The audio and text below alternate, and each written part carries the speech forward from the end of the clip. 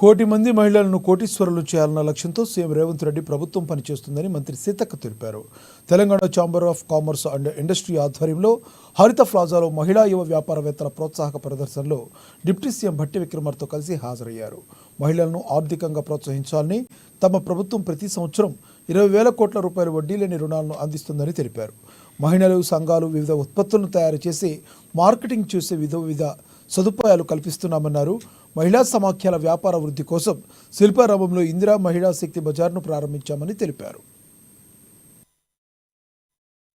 కాబట్టి డిమాండ్కు తగ్గట్టుగా మనం ఇక్కడ వాళ్ళ డిమాండ్ అక్కడ ఏం అవసరం ఉంది, ఎంత అవసరం ఉంది అనేది మనం దాన్ని దృష్టిలో పెట్టుకొని చేస్తే మీరు కూడా లాస్ట్ లోకి వెళ్లకుండా తప్పకుండా సక్సెస్ఫుల్ గా రాణించగలుగుతారని విశ్వాసాన్ని వ్యక్తం చేస్తూ మీరందరూ ఈ రోజు ఇక్కడికి రావడం మాకు చాలా సంతోషం.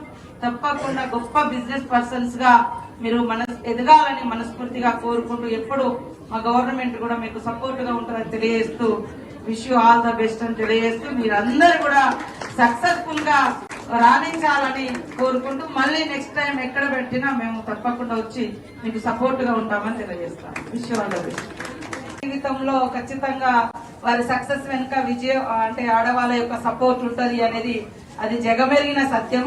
బట్ ఇప్పుడు సమాజంలో మరి ఆడవాళ్ళు రాను ముందుకు వస్తుంటే వాళ్ళ వెనుక ఎంత మగవాళ్ళ సపోర్ట్ ఉంది అనేది ఇక్కడ మరి మహిళలు ఈ వ్యాపారవేత్తలుగా వచ్చినటువంటి వారి దృష్టిలో ఒకసారి చెక్ చేసుకుంటే మీకు అర్థమవుతుంది.